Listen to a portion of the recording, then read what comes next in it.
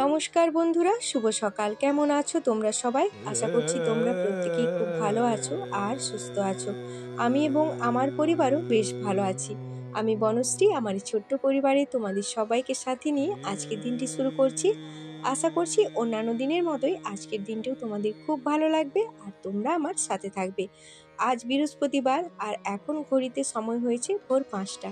তো অনেকটা ভোরেই ঘুম থেকে উঠেছি আর ঘুম থেকে উঠে ঠাকুর প্রণামটা সেরে এখন গোবর ছড়াটা দিয়ে নিলাম। তো তারপর একদম সোজা চলে এলাম কলপাড়ে বাসনগুলো ধুতে। তো গতকাল রাতে থালা বাসনগুলো ধুয়ে রাখিনি, এখানেই ভিজিয়ে রেখে দিয়ে চলে গেছিলাম। আজ সপ্তাহের অন্যান্য দিনের তুলনায় একটু ব্যস্ততম দিন।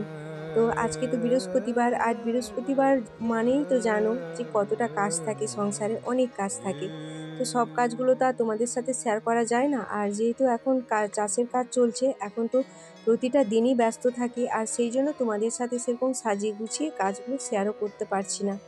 তো যাই হোক, কিছু তো করার নেই, যখন যেমন তখন তো তেমন করতে হবে। আসলে কি বলো তো, আমাদের যতই স্বপ্ন থাকুক নিজে কিছু করব, নিজের পায়ে দাঁড়াবো, কিন্তু আমাদের দায় দায়িত্বগুলো আমাদের কাছে কিন্তু অনেক বড়। তো সেই জন্য আগে আমাদের দায় দায়িত্ব, সংসার, তারপর সব কিছু। আমার মা বলতেন যে মানুষের মধ্যে সহ্য আর ধৈর্য, এই দুটো গুণ থাকবে তো সেই মানুষ কিন্তু সব জায়গায় জয়লাভ করতে পারবে। তবে মায়ের কথা মতো চলতে চেষ্টা চলি, আর সেই জন্য আজও পর্যন্ত এই সংসারে একদম সোজা হয়ে দাঁড়িয়ে আছি। তো যাই হোক, চলো তোমাদের সাথে কথা বলতে বলতে থালা বাসনগুলো ধুয়ে নিয়ে চলে এলাম, আর ধুয়ে এখন গুছিয়ে রেখে আর টেবিলটাও মুছে নিলাম। আর ওই জায়গাটা তো আমি কখনোই গুছিয়ে রাখতে পারি না ঠিকঠাকভাবে তোমাদের দাদাভাইয়ের জন্য। কারণ এই যে পান খেয়ে পানের বাটা, জাঁতি, তারপর ওই সুপরির ডিবা আর দক্তার ডিবা সব এলোমেলো করে রেখে দেয়। মাঝে মাঝে তো এই বিষয় নিয়ে আমাদের মধ্যে তুমুল অশান্তি শুরু হয়ে যায়, তুমুল ঝগড়া। এক এক সময় বলি তোমার সমস্ত কিছু জিনিস আমি বাইরে বের করে দেবো। তো এগুলো হয় আমাদের মধ্যে মাঝে মাঝে। তবে কি বলো তো, আমার মনে হয় সবাইয়ের মধ্যে এটা হয়। স্বামী স্ত্রীর মধ্যে যতটাই রাগ অভিমান ততটাই কিন্তু আবার ভালোবাসা, তাই না বন্ধুরা? তো চলো, তোমাদের সাথে কথা বলতে বলতে আমার কিন্তু উঠোনটাও লাতা দেওয়া হয়ে গেল। আজকে বৃহস্পতিবার, প্রথমেই তো বললাম, তো সেই জন্য কাজের চাপও অনেক আছে। আর এখন দেখো উঠোনটা লাতা দিয়ে এখন বাড়িটা ঝাঁট দিয়ে দিচ্ছি। আর ঝাঁট বলতে ওই শুধু সামনের দিকটা, পুরো খামারে তো ধান আছে, ত্রিপল মেলা আছে, তো এই সামনের দিকটা একটু ঝাঁট দিয়ে দেবো। ওই দিকটা ঝাঁট দিয়ে এখন দেখো চলে এলাম রান্নাঘরে। আর তোমাদের দাদাভাই চাটা করে রেখেই গেছিলো, তো আমি একটু গরম করে আবার নিয়ে বসে পড়লাম। চা খাওয়া আর এই গরম জল খাওয়া, এই দুটো জিনিস আমার তাড়াহুড়ো করে হয় না, একটু বসে আয়েস আমেজ করে খেতে হয়। তো সেই জন্য এখন তো কি বলো তো, ওই বসে আমি তোমাদের প্রথমে বললাম না যে দাঁড়িয়ে নিঃশ্বাস নেওয়ারও টাইম নেই। তবে হ্যাঁ, চাটা একটু সময় ধরেই আমি খাই। তো চা খেয়ে চায়ের বাসন কোসন সমস্ত ধুয়ে নিয়ে চলে এলাম। আর আমাদের দেখো খামারে ধান চলে এসেছে, আর ট্রাক্টরে করে ধান বওয়া হচ্ছে। আর এই যে এখন ধানটা ঢেলে দেবে, তো তোমাদের সাথে একটু শেয়ার করলাম যে আমাদের এখানে কীভাবে ধান ঢালা হয়।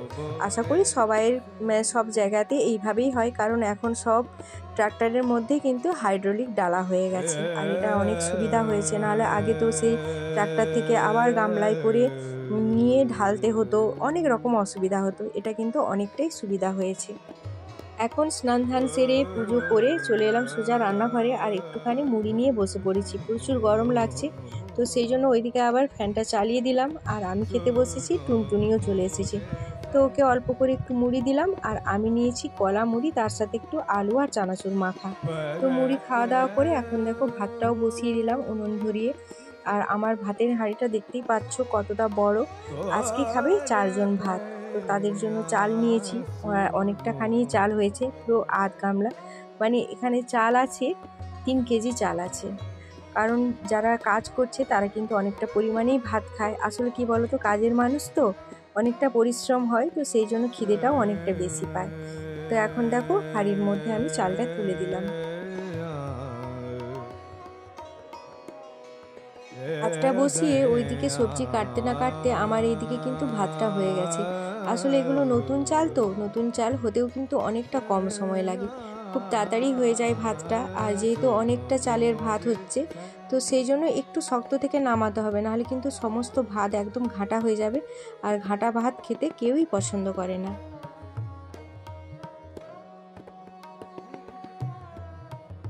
আজ রান্না করব কুঁদরি ভাজা, তার সাথে ঢ্যাঁড়স আলুর চচ্চড়ি আর ওই যে মাছের টক।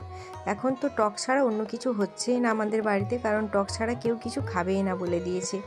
তো টক তো চাই, টক করব, ভেন্ডি আলুর চচ্চড়ি আর হবে কুঁদরি ভাজা, একদম সিম্পল রান্না। তো চলো বন্ধুরা, রান্না করতে করতে তোমাদের সাথে কয়েকটা কথা বলে নিই। তো আমার যে সকল বন্ধুরা আমার পরিবারের প্রতিদিনের ভিডিও দেখো, তো তাদের জন্য রইল আমার তরফ থেকে অসংখ্য অসংখ্য ভালোবাসা এবং ধন্যবাদ। তো তোমরা তো কমেন্ট করো না, তো সেই জন্য আমি বুঝতে পারি না যে কে দেখছো না দেখছো। কমেন্ট করলে এটা বোঝা যায় যে কে ভিডিও দেখছে। তো যাই হোক, তোমরা না কমেন্ট করলেও আমি তোমাদেরকে ভালোবাসা এবং ধন্যবাদ জানালাম, আর অনুরোধ রইল কমেন্ট করার। তো একজন দিদিভাই আমার প্রতিদিনের ভিডিও দেখে এবং আমাকে সুন্দর সুন্দর কমেন্ট করে আমাকে মোটিভেট করে। ভাইয়ের নাম তো জানি না, তবে দিদিভাইয়ের আইডির নাম উমার গল্প কথা। তো দিদিভাই, তোমাকে জানাই অসংখ্য অসংখ্য ধন্যবাদ এবং ভালোবাসা। তুমি তোমার নামটা প্লিজ বলো, তাহলে আমার ভালো লাগবে। আর গতকালের ভিডিওতে শ্রাবণী কমেন্ট করেছো, তো শ্রাবণীকেও জানাই অসংখ্য অসংখ্য ধন্যবাদ এবং ভালোবাসা। তো তোমরা এইভাবে আমার পাশে থেকো, আমার সাথে থেকো এবং আমাকে এগিয়ে যেতে সাহায্য করো। তো চলো, তোমাদের সাথে কথা বলতে বলতে এদিকে আমার ভেন্ডি চচ্চড়ি হয়ে গেছে।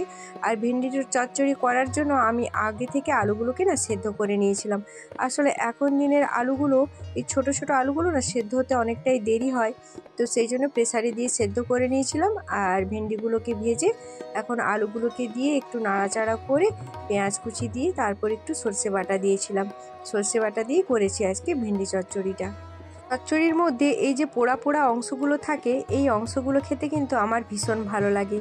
তো তোমরা কে কে এই অংশটা খেতে ভালোবাসো অবশ্যই কমেন্ট করে জানিও, আর যে খেতে নাও ভালোবাসো সেটাও কিন্তু জানিও আমাকে। আর আমার ছেলেও কিন্তু আমারই মতো, ও কিন্তু এই চচ্চড়ির যে পোড়া অংশ এগুলো খেতে বেশ ভালো লাগে, মানে ভালোবাসে। তো ওর জন্য এরকমভাবে আমি তুলে রাখি, এখন তো আর আমি খাই না, ওকে দিয়ে দিই। আসলে যেদিন থেকে মা হয়েছি সেদিন থেকে নিজের শখ আহ্লাদগুলো অনেকটাই বিসর্জন দিয়ে ফেলেছি, আর সেটা শুধু আমি না, প্রত্যেকটা মেয়েই কিন্তু করে। রান্নাবান্না সেরে রান্নার বাসনগুলো সব ধুয়ে নিয়ে চলে এলাম, আর যে যার জায়গা মতো এখন গুছিয়ে রেখে দিচ্ছি। দুপুরে খাওয়া দাওয়া শেষ না হতে হতে মেঘের অবস্থা দেখো, চারধারে একদম মেঘ ছেয়ে গেছে। তো ধানের বস্তা করবে, তো আজকে তো 3জন মজুর সেই মাঠে ধান দেওয়া আছে সেখানে চলে গেছে, আর এখানে তোমাদের দাদাভাই আর একজন আছে। তো তোমাদের দাদাভাই আমাকে বলল বস্তা করবে, বস্তাগুলো ধরে দিতে। তো এখন আমিও একটু ওদের সাথে মানে হাতে হাতে একটু এগিয়ে দেবো কাজগুলো, নাহলে কিন্তু ধান হয়তো ভিজে যেতে পারে, বৃষ্টি চলে আসলে ধান ভিজে যাবে। আর যেভাবে মেঘটা সেজেছে মনে হচ্ছে বৃষ্টি হবেই।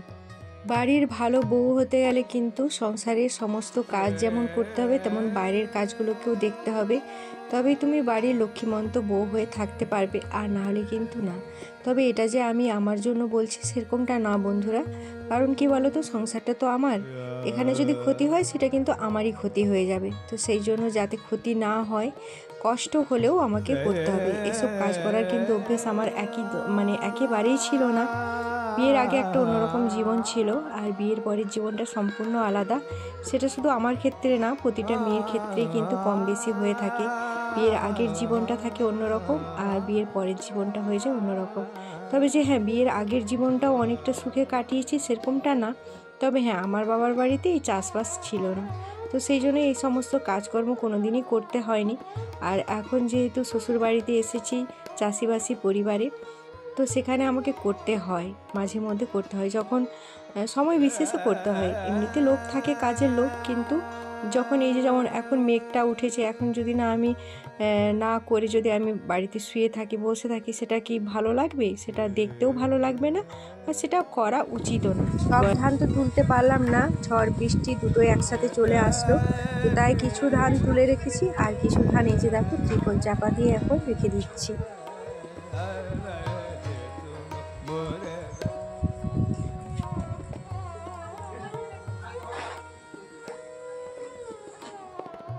এই দেখো বন্ধুরা, বৃষ্টি শুরু হয়ে গেছে। মোটামুটি একটা ভালো পরিমাণেই বৃষ্টি হলো।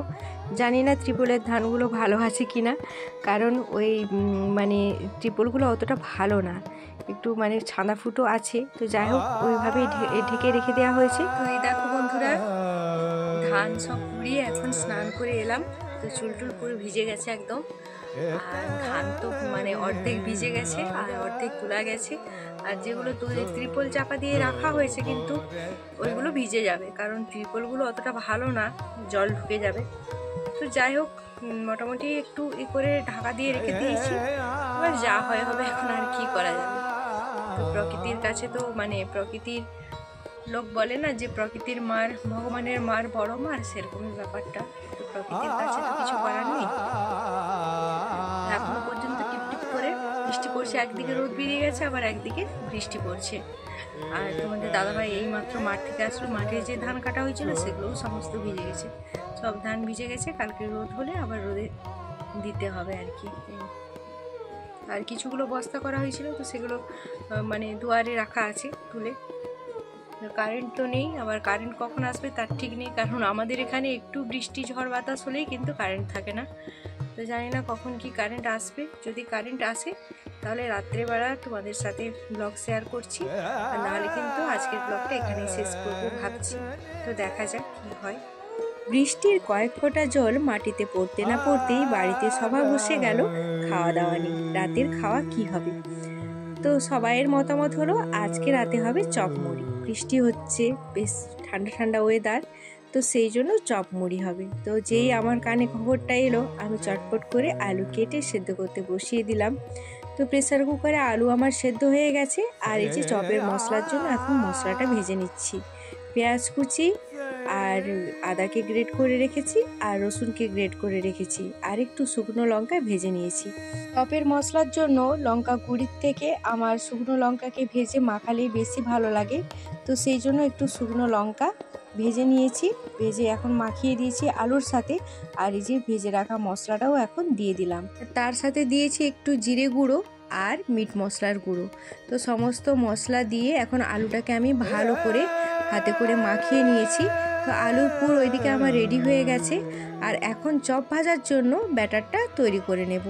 তো ব্যাটার তৈরি করার জন্য এখানে নিয়েছি বেসন, তাতে নিয়েছি অল্প পরিমাণে একটু লঙ্কার গুঁড়ি আর হলুদ গুঁড়ি, আর 1 চিমটে মতো খাবার সোডা, আর পরিমাণ মতো লবণ। তো সবগুলো দিয়ে জল দিয়ে ভালো করে গুলে মিশিয়ে নিয়েছি। তো তারপরে এই যে দেখো, হাতে অল্প পরিমাণে একটু তেল নিয়ে নিলাম। তো তেল নিয়ে এখন আলুর পুরগুলোকে রেডি করব চপের জন্য। একটা কথা আছে বন্ধুরা, পেটের জ্বালা বড় জ্বালা। এটা একদমই সত্যি। আমাদের জীবনে যতই দুঃখ কষ্ট থাকুক না কেন, যতই চিন্তা ভাবনা থাকুক না কেন, পেটে যখন আমাদের টান পড়বে তখন কিন্তু তাকেই দিয়ে দিতে হবে, সে যতই আমাদের মন খারাপ হোক আর যাই হোক না কেন। তো কিছুক্ষণ আগে যখন বৃষ্টি পড়ছিল তখন কিন্তু সবাই মিলে এটাই চিন্তা করছিলাম যে কিভাবে কি চাষ ঘর আসবে, কারণ সব ধানই এখনো পর্যন্ত মাঠে আছে। তো সেই জন্য সবাই মিলে চিন্তা ভাবনা করছিলাম যে কিভাবে চাষ উঠবে এরকম যদি বৃষ্টি হয়। তো এইগুলো নিয়ে সব কথা হচ্ছিল। তার পর মুহূর্তেই সবাই সব কিছু ভুলে গিয়ে আবার পেটের চিন্তা করলো যে কি খাওয়া দাওয়া হবে। তো যাই হোক, এটাই সত্যি যে পেটের জ্বালা বড় জ্বালা। তো এইদিকে দেখো, তোমাদের সাথে কথা বলতে বলতে আমার আলুর পুরগুলো রেডি করা হয়ে গেছে। আজ আমাদের বাড়িতে তো চপ মুড়ি হচ্ছে, কিন্তু তোমাদের বাড়িতে কি রান্না হচ্ছে অবশ্যই তোমরা কমেন্ট করে জানিও। তো এই যে দেখো, এখন চপ ভাজার জন্য আমি কড়াইতে তেল দিয়ে তেলটাকে গরম করে নিয়েছি, আর এখন উপর থেকে চপগুলো দিয়ে দিচ্ছি। তো আমি যে খুব ভালো চপ বানাই সেটা বলবো না, কারণ খুব একটা যে ভালো করতে পারি সেরকমটা নয়। তবে হ্যাঁ, খেতে খুব একটা খারাপও হয়নি, ভালোই হয়েছিল। মানে আমি নিজের ঢাকটা নিজেই পেটাচ্ছি। তো যাই হোক না বন্ধুরা, সত্যিই ভালো হয়েছিল। ব্লগের শুরুটা যতটা সুন্দরভাবে করতে পেরেছিলাম, শেষটা কিন্তু ততটা সুন্দর করতে পারিনি। তার দুটো কারণ। একটা হলো এত কারেন্ট যাচ্ছিল, শুধু কারেন্ট যাচ্ছে আসছে এমনই হচ্ছে। তো আমাদের গ্রামে এমনই হয়, একটু যদি ঝড় বৃষ্টি হয় কারেন্টের দেখা পাওয়াও যায় না। তো যাই হোক, এদিকে দেখো আমার চপ ভাজা হয়ে গেল, আর এখন ছেলে চলে এসেছে, ছেলেকে খেতে দিয়ে দেবো। আজকে খুব ইচ্ছে ছিল সবাই একসাথে খাওয়া দাওয়া করবো, কিন্তু সেটা আজ আজকে হলো না।